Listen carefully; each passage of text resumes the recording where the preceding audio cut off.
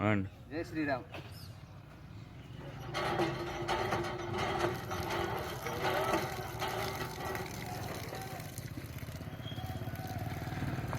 జై శ్రీరామ్.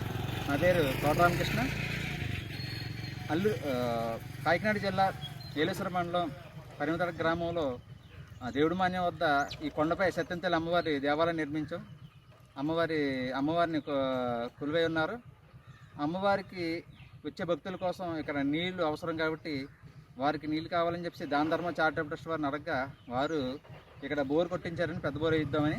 అయితే ఇక్కడ నీరు పడకపోవడంతో మళ్ళీ కొద్దిగా ఎదురుగా ఇంకొక బోరు కొట్టించాం.